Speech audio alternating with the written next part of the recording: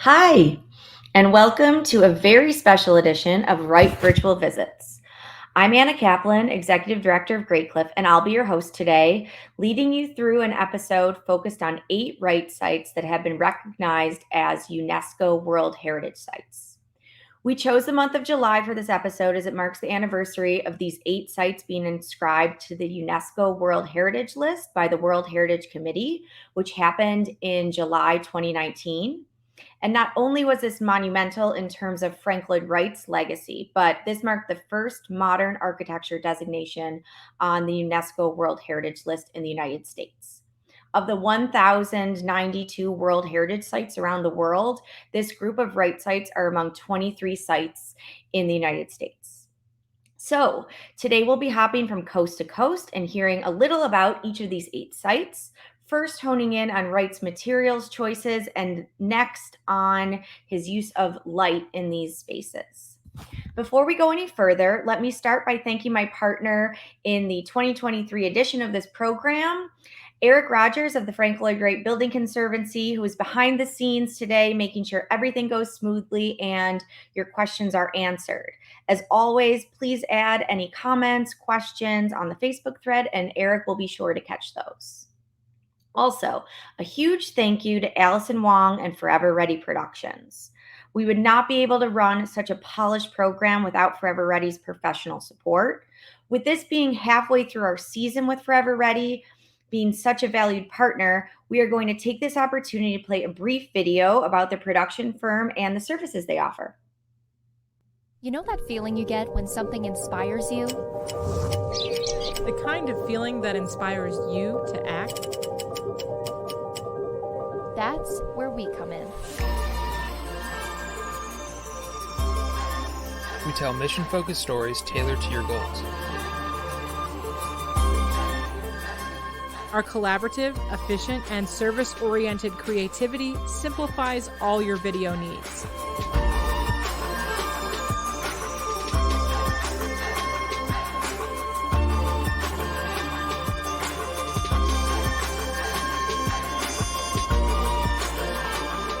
Relationships, not clients. Stories, not content.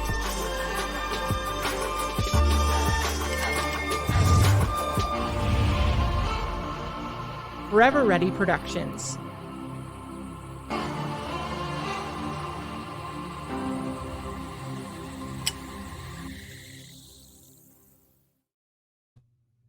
Thank you, Allison. That was great. And thank you to your team at Forever Ready. We also have Heidi Ruley back with us today. You want to bring Heidi up there? Hi, Heidi. Hello. I really miss you being at the helm of Wright Virtual Visits, and it's really great to see you today. Same here. Heidi is, of course, here representing Unity Temple, but it was also Heidi who took on the organization of today's episode, No Small Feat. Thank you so much, Heidi. So in 2019, the group of 8 sites we're going to hear from today was inscribed to the UNESCO World Heritage List after more than 15 years of a collaborative effort to get attention for this selection of sites. These 8 sites span 50 years of Wright's career and were identified because of their outstanding universal value, or OUV for short. Heidi, could you give us a brief overview of this concept of OUV? Absolutely. So basically what you see on the screen here, outstanding universal value means a cultural or natural significance, which is so exceptional as to transcend national boundaries and to be of common importance for present and future generations of all humanity.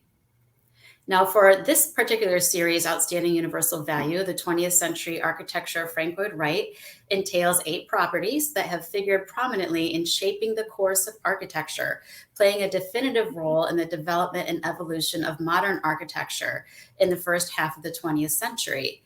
And if you don't mind me saying, there are so many amazing Wright buildings that people think, why wasn't that included? It's not necessarily that something was excluded. It's just that we had a limited amount of slots to showcase his breadth of work within 50 years.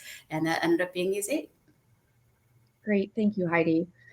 So we have representatives from each of these 8 sites today, and I'm actually going to be wearing 2 hats, which is why my title is a little different today. I'll be personally representing the Jacobs House today. And in addition to Unity Temple, these sites include the Frederick C. Roby House, Taliesin, Hollyhock House, Falling Water, the Herbert and Catherine Jacobs House, Taliesin West, and the Solomon R. Guggenheim Museum. The Frank Lloyd Wright Building Conservancy has organized this info on their website. Allison, could you pop that up? This is a great resource if you'd like to learn a bit more. Just navigate to their World Heritage portion of savewright.org. So we're going to be hearing briefly from each site. We're going through in chronological order today. First about Wright's use of materials, and then on light, and we will pause between each to answer questions. So first, I'm going to throw it back over to you, Heidi, for more about Unity Temple in Chicago and Wright's use of materials in that impressive building. Great. So there we go, Unity Temple. Frank Lloyd Wright stated that Unity Temple is his contribution to modern architecture. The building is one of the first monumental edifices created entirely in poured concrete. This radical departure from traditional church materials was, and still is, a testament to Wright's ingenuity. Next.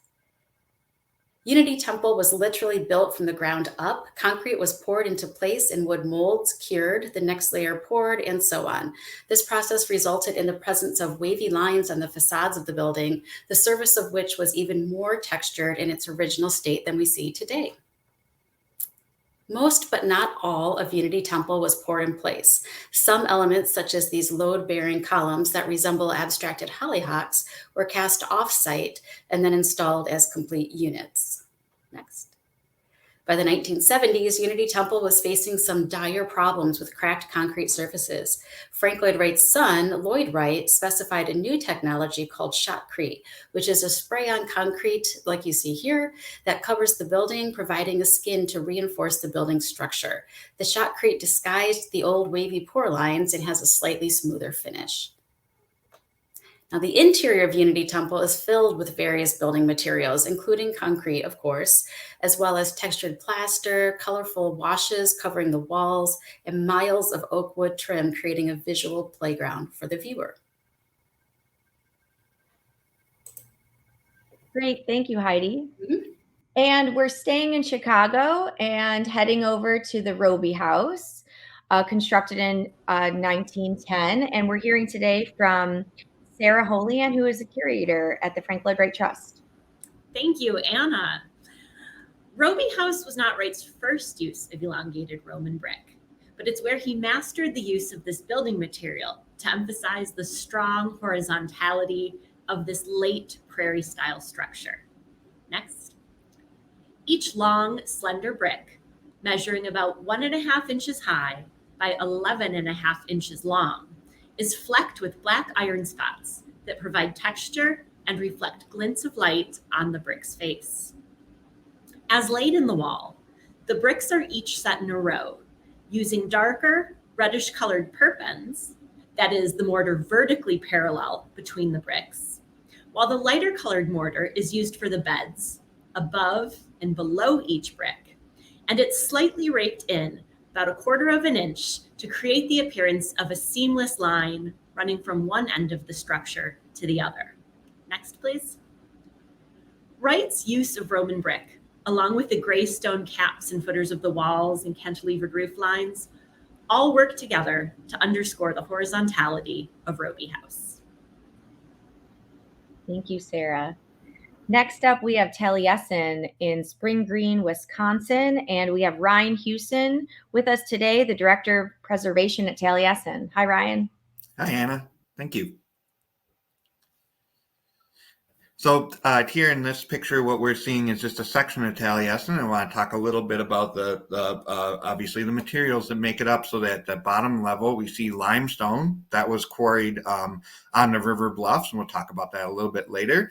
That next wood piece there is actually a Roman profile that's called a cima reversa. And then there's plaster. Then there's the windows. that we're used to, kind of dark set red sashes and dark brown mullions. We have patterned windows here. The patterned windows are usually at the end of the window wall or at the corners. And then finally at the top, there is, that's all cedar shingles that would make the top. Next, please. Then this is a close-up view of that limestone. The limestone, like I said, was locally quarried right across on the river bluffs. So that meant that they were taking big metal bars, if you were lucky, maybe a tractor, and popping those stones out of bed. And that's why if you come to Taliesin, you'll notice that some of the stones are deteriorating more than others, and they might be in not in the best place. That's because they weren't selecting stone based on their strength. It was based on the look and the material, and the goal is to make it look like a limestone outcrop. Next, please. And then finally, one other material that I think we could consider that Wright used in the design of Taliesin and other houses in the north was the snow and the icicles. And he even talks about how the snow sweeps up on the eaves and the roofs and looks like the hill itself. And here we see the snow just delicately picking out the outlines of the trim at Taliesin. And unfortunately, we're not close enough to see it, but then there'll be icicles dangling off the eaves that catch the light beautifully. So even though it's an ethereal material, it's another material that was used. Thanks so much, Ryan. Next up, we're traveling all the way to the West Coast to LA, and we have Abby Brock, the curator of the Holly House, with us today. Thanks, Anna. So for this California home, Wright developed an original adaptation of the region's Spanish-style patio house. Hollyhock House's outward-facing elevations feel monumental, evoking Maya temples and adobe construction. Behind the stucco, however, is hollow terracotta block and wood-framed canted upper walls. Cast concrete is used for ornamentation, capstones, and lintels. Next. Abstractions based on Aline Barnstall's favorite flower, the hollyhock, appear in concrete, art glass, textiles, furniture, and trim work. Next slide. Wright's total design for the house embodies the theatrical ambitions for the site, intended to be an arts and theater complex. At the heart of the home, this is evident. The living room fireplace brings together earth, air, fire, and water in dramatic fashion, with Wright's imposing concrete abstraction, art glass overhead, and water surrounding the hearth. With a recent installation, artist Adam Silverman created cobalt glazed jars for the mantle, a nod to the water that no longer flows around it. Next. A romantic gesture, Wright sought to bring nature indoors with elements like water and plants. Plaster walls with glimmering green connect to the garden outside and the adjacent screens as well. Thank you, Abby. Oops. So we're moving east and forward in time to Falling Water. Construction began in 1936, and today we have Justin Gunther, Falling Water's executive director, who will be speaking about the site. Thanks, Justin. Thanks, Anna. Falling Water is a masterwork of Wright's organic architecture. The limited palette of materials, colors, and design motifs are all derived from the natural features of its forest landscape. The structure starts with the stone walls, which grow up and out of the existing boulders. Laid in a regular pattern mimicking the natural rock, the Pottsville sandstone was quarried just downstream, further tying architecture to its site. Next. The house's two soaring cantilevers were constructed of reinforced concrete. The pebble aggregate for the concrete was taken directly from the stream bed, and the wooden poles for the scaffold used during the original construction were small trees harvested from the forest. Next. These two cantilevers echo the rock ledges of the two waterfalls, making the house a direct reflection of its site. Next. To enclose the house, Wright utilized large expanses of Pittsburgh plate glass held in thin steel frames. All this glass creates a comfortable interior while maintaining the transparency necessary to fully integrate inside spaces with the outdoors. Next. And to finish the interiors, Wright softened the masonry with wood, which he viewed as the most humanly intimate of all materials. Wright's furniture was made by the Gillen Woodworking Company from warm black veneer of walnut over marine grade plywood. Thank you, Justin. So, as I mentioned, I'm here today not only as host, but representing the privately owned Herbert and Catherine Jacobs House, constructed from 1936 to 1937 in Madison, Wisconsin. This is the first Jacobs House, and it's thought of as a prototypical Usonian, the purest and most famous application of Wright's Usonian concepts. The Usonian was to be an inexpensive residence that had efficient use of space while connecting the residents to their natural surroundings. And material choice is very important to this house and the broader Usonian concept. The materials were to be of nature in order to allow for the structure to feel as if it were from the earth, emerging from the earth, and directly related to nature. Wood is, of course, central to the design. Wooden elements such as the interior trim, built-in furniture, and paneling contribute to the warm and inviting atmosphere of the house and provide a direct link to nature through this use of material. Next, please. Red brick is important. The exterior of the Jacobs house is primarily made of red brick, which was a common material used by Wright. And the use of brick helped to blend the house in with the natural environment, underlining Wright's idea that architecture should be in harmony with its surroundings. Next. Oh, actually, I'm sorry, I don't have another slide. Glass, and we'll see some more images when we move on to use of light. The Jacobs house features large expanses of glass, particularly in the living areas, and that allows for the seamless connection between interior and exterior. And the glass walls not only facilitated abundant natural light, but created this sense of transparency and openness. And again, you'll see that in the next segment. For now, we're moving on to Taliesin West, and we have Fred Prezillo here, who's Vice President of Preservation and Collections. I'm sorry, Fred, with the Frank Lloyd Wright Foundation. Thank you, Anna. For Wright, Taliesin West is all about connecting to the land and the celebration of light. And you can see in this image here of Frank Lloyd Wright's office, he developed a material called desert masonry to really link and connect the building to the Arizona desert. He collected sand and stone from the washes and the land around the site and created a heavy masonry base. Next. By collecting the sand and the stones from the wash and laying them up in forms and creating this desert masonry concrete wall, he's really working to connect Taliesin West to the desert by representing the desert floor. Wright's idea is to have the building feel as if it had grown out of the desert floor and had been there for all time. Next. If you look at the desert floor adjacent to the buildings, you can really kind of see this link. So for Wright, his organic architecture at Taliesin West was all about connecting to the desert environment. Thank you so much, Fred. Next up, we have Tracy Bashkoff here, who is the Senior Director of Collections and Senior Curator at the Guggenheim Museum. Thank you, Anna. Let's see the first slide. Great. It took 7,000 cubic feet of concrete and 700 tons of structural steel to form the structure and shell of the Solomon R. Guggenheim Museum. In this image of the unpainted Guggenheim, please take note of the almost imperceptible grid of lines that cross the facade in different areas. Next.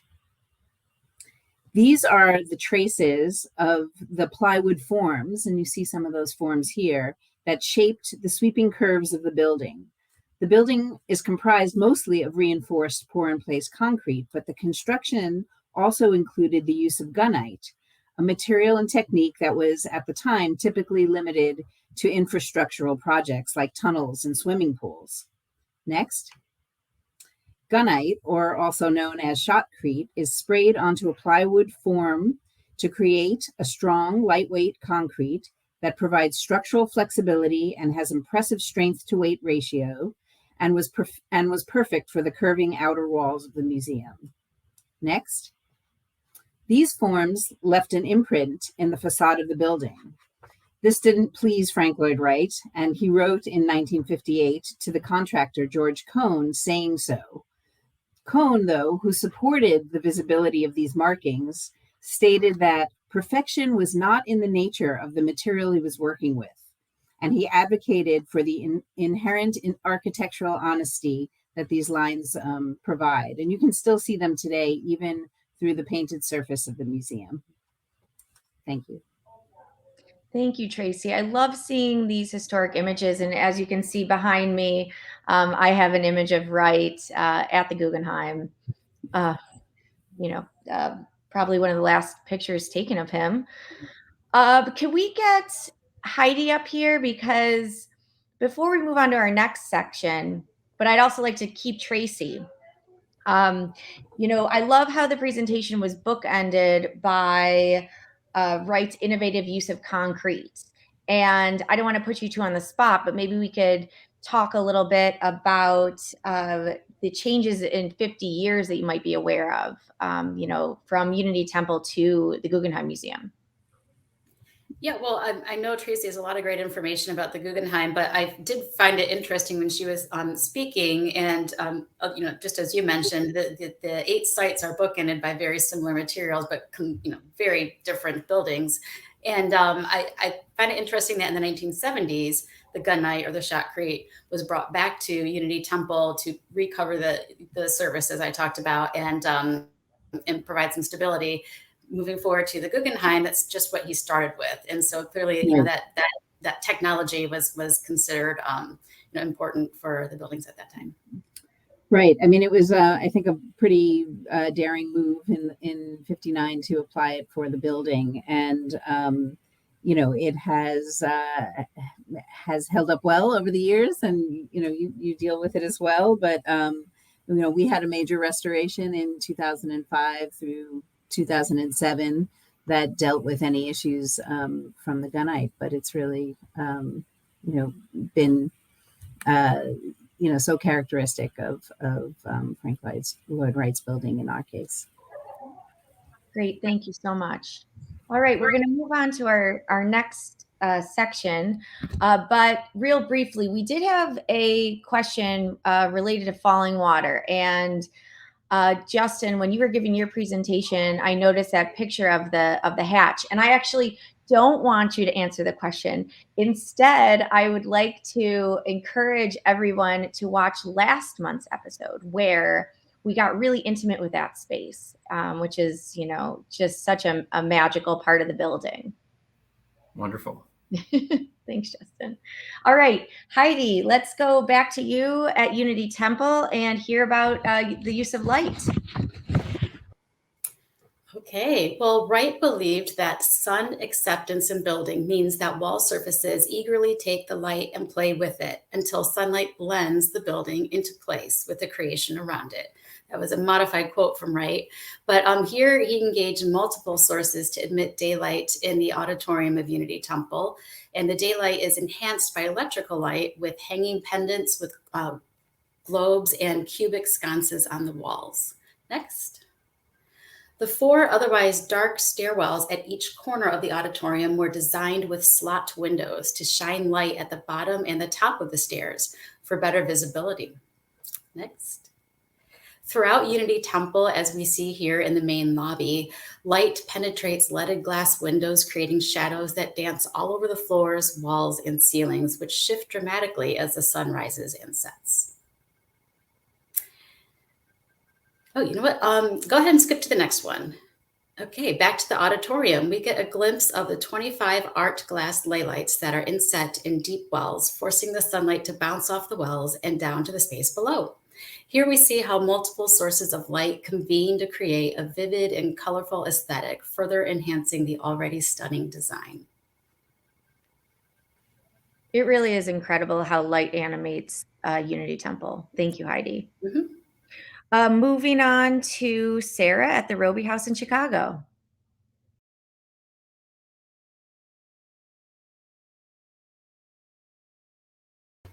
You're muted, Sarah. Thank you. When we think of light at Roby House, often the first image people have is the magnificent art glass that Wright designed. The stylized plant forms shown here on the South Terrace doors create repeating symmetrical triangular patterns across the wall and the floor, as you'll see in the next slide. The patterns evoking grasses and plants on the art glass appear to be emerging from the planter boxes on the terrace and work together to unite the interior with the exterior. This view of the living room also demonstrates Wright's concern with electric light. He used the 3 different light fixtures: the oak grills covering the ley lights in the ceiling, the overhead globe lights, and the geometric sconces, only one of which is visible in this pre-restoration photo in the far background on the left. This combination of natural light from the casement windows and doors and artificial electric light work together to reinforce a singular open space on the main floor, one of the signature characteristics of Roby House. Thank you, Sarah. Now moving on to Ryan Ataliason.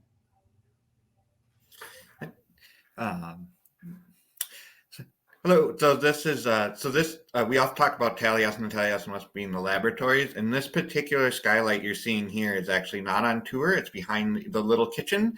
But what we see is there was a Western Union telegram from Wright to West Peters talking about how he wanted the effect of light in the Guggenheim to be similar to that in the little kitchen at Taliesin. So this is just an example of, even in the back spaces, how light is used, and one of our concrete examples of it being a laboratory. Next slide, please. This is one of the many examples throughout Taliesin. This is actually Mr. Wright's studio, which is on tour. And this is just another light fixture that's just simply worked in with a cypress wood box. And then we can see the trims that come up and kind of integrate it into the wall and make it almost a projection of trim. And the next, and then this shows how the patterned windows deal with how we get these beautiful shadows and these other things that come in through the patterned windows here at Taliesin that you see up in the right. And this is Mr. Wright's studio here, and how different throughout we get different looks throughout the day and throughout the seasons. Next slide. And then finally, this is one of many light fixtures that Wright designed at Taliesin. This is a famous pole lamp. You see many examples of this, and there are other examples throughout. And it's another great example of a very simple, yet very simple indirect lighting source.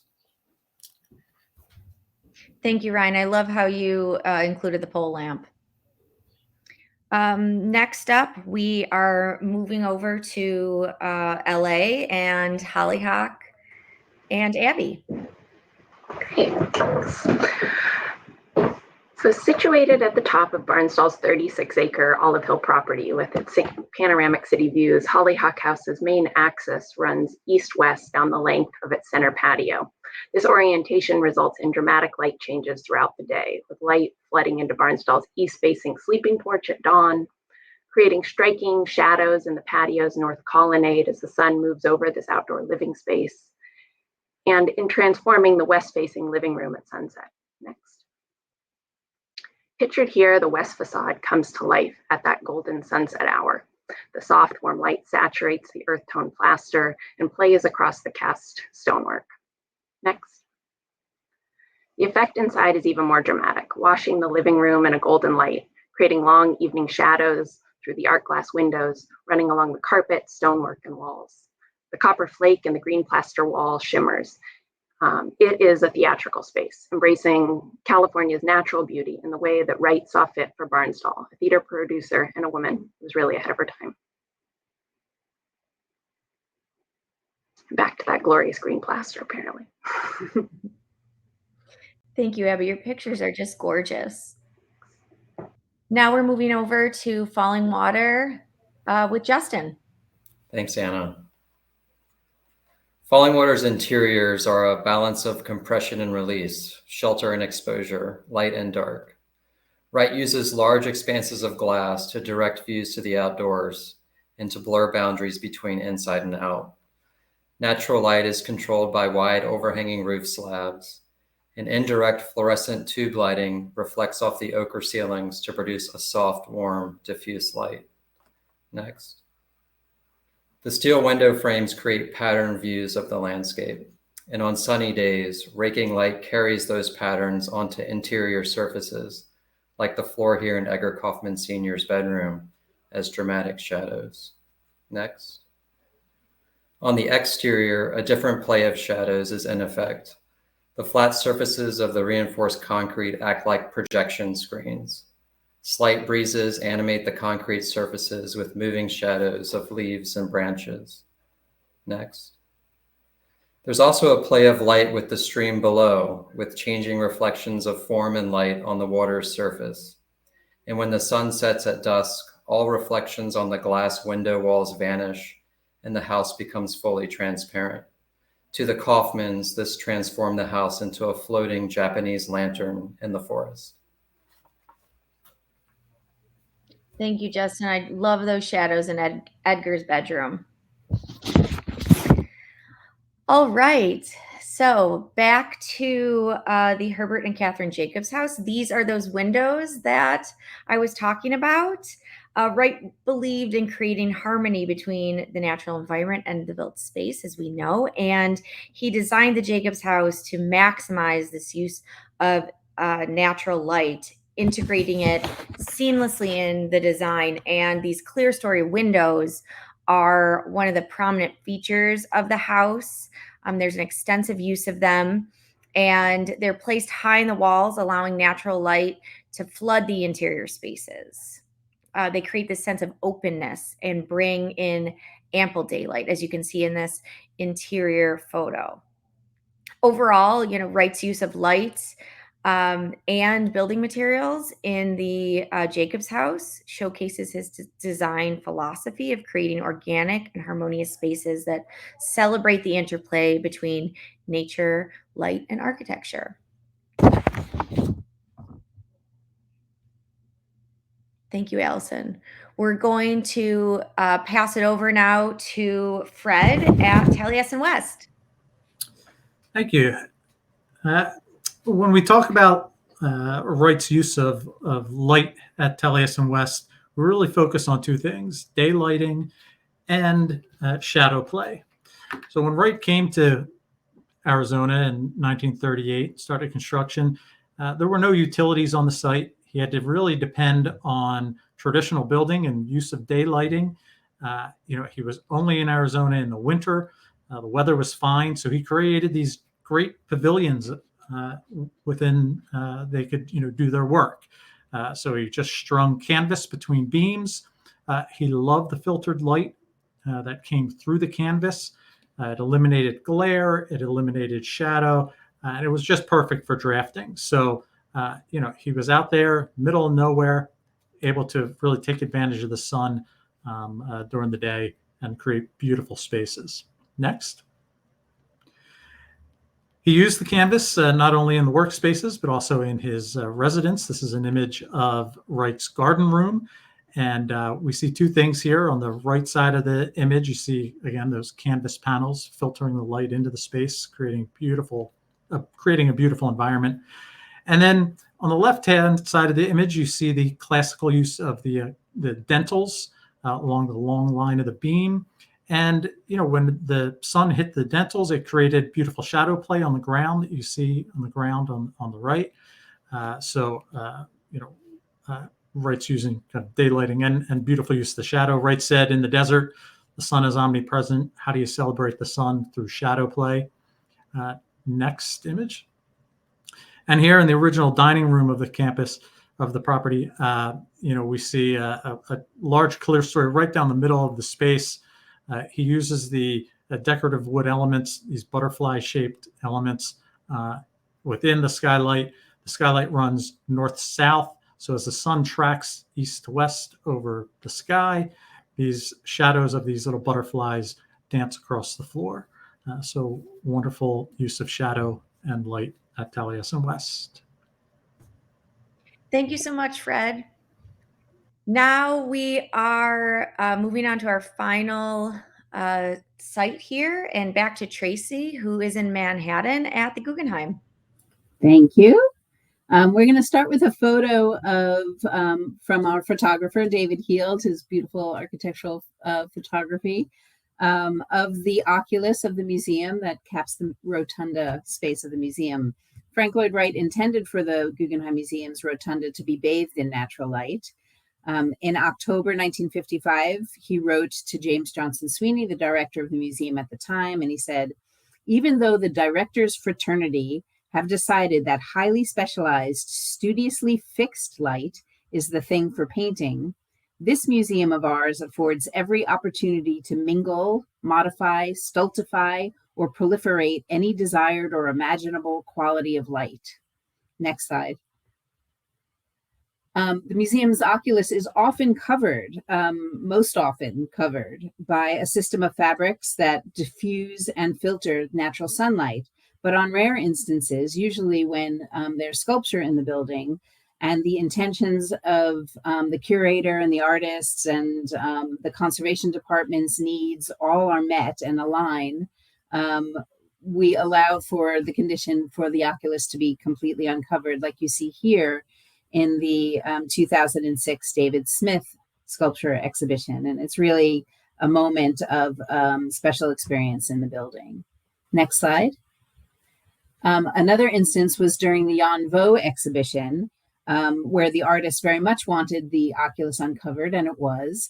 But not only did he bring attention to the oculus, but he took opportunities to install his work in places where you can see other skylighting opportunities at the Guggenheim. So you see the ley lights on each of the ramps of the Guggenheim, those striated lights that are in each section of the building. The triangular shaped light that's in the stairwell, the triangle shaped stairwell at the back of the museum, as well as the half circle lights that are in our high gallery off the first floor of the museum. Next. In numerous past exhibitions, artists and curators have also gone to the other end of the spectrum and covered the oculus entirely, blackening it out.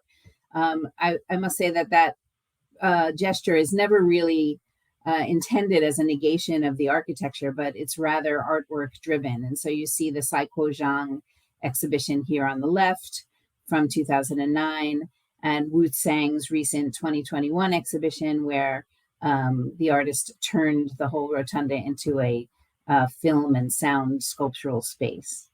Next. The exterior of the building, and here it's not quite dark, but you can already see the interior light of the building projecting out of the building on Fifth Avenue.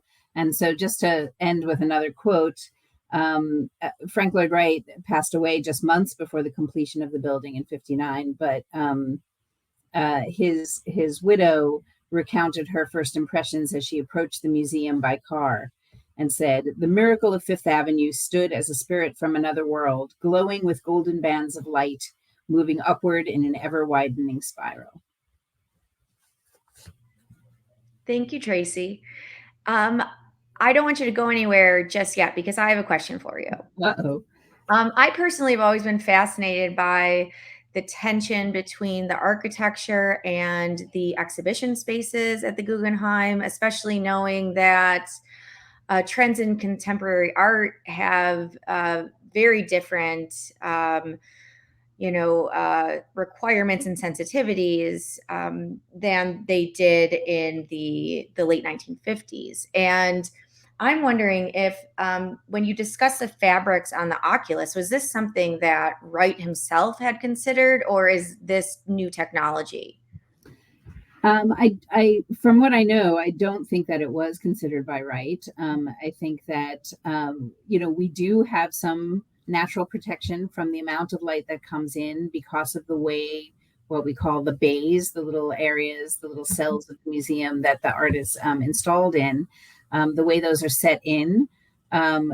Some of the natural light falls through the building, but not directly onto those walls where art is situated. So there's a certain amount of natural protection that he built into the building. But I think as we've learned more about what light does to art, and we consider each exhibition on a case by case basis. Some things are more light sensitive and some are less, and so that has caused us over the years to look for ways that we can control the light of the oculus and get varying degrees and different levels of light readings throughout the building. Thank you. That's fascinating. I do have a few more questions. Justin, I have a real question for you this time. Can you share a bit about the original interior lighting solutions that Wright proposed for Falling Water versus the fluorescent lights that ended up making it into the final design?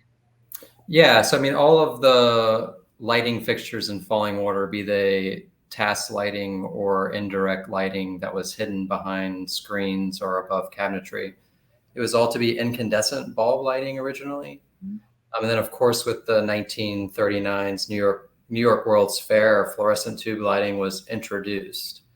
So there was a change at that point from incandescents to fluorescent tubing as a way to highlight the use of this new lighting technology in a residential application. So we say, I don't know if it's true, but we say that Falling Water is the first residential use of fluorescent tube lighting. Let's say it's true. Let's say it's true. Great. Thank you, Justin. All right. I have another question. I think that Ryan or Fred are going to be the best ones to answer this one. Do either of you know what project first used the pole lamp? Is that the Taliesin? Yeah. Lamp? Ryan, does that first show up at Taliesin? I'm going to first say good question. Yeah. And second, I do believe it does first show up at Taliesin. I'm not aware of it, of that pole lamp. I mean, there were there's other examples, but I'm fairly sure that Taliesin is where that specific, the one that I show, that kind of comes right. Up. And then that would be a kind of format that Wright then would play with, right, in other properties. Yeah, and I think that was always in his mind, right? He's trying to figure out how to get this indirect light, and that kind of box with a shield is pretty great way to do it. And you can re-envision that multiple ways, and it can go up, it can go down, it can go any which way. So, but I will check. I think I can probably reply on this in Facebook, so I will see our collections coordinator, and I will check the facts with him, like I usually have to in some instances. That's fantastic. Thanks a lot, Ryan. All right, Fred, why don't you stay up here, and I have a question for you. Okay. I have this quote from Wright where he says that the best way to light a house is God's way, to let as much light in as you can and then control it. And we know that the orientation of the house is very important in terms of the lighting effect. So what do you think is the most important factor in lighting a house? Yeah, I think the best way to light a house is to take advantage of natural resources and the sun. By allowing the sun in certain ways, you can create great mood and effects in a space. Wright often would put in wood screens in clear stories to allow for like dappled light. Almost creating the sense of if you were in the glade of a forest and light was dappled through the leaves. So you can create beautiful mood and settings by using the sun. I think one of the things that Wright does probably in every building is the use of indirect lighting, where he uses light decks or screens in front of the lights, where he allows the light to bounce, which then naturally cuts off the glare and creates a softer, more enjoyable light. I think the use of clear stories for natural day lighting is probably one of the nicest way to light a house. Great. Thank you so much, Fred. All right, I'm going to take one more question, and it's going to be for you, Heidi. Okay. So at Unity Temple, are the light fixtures original? The design is original, but the majority of the light fixtures over the years have either been replaced or significantly repaired. A lot of the art glass had been replaced over the years. And then in our recent 2015 to 2017 restoration, they replaced them to match better with what was original.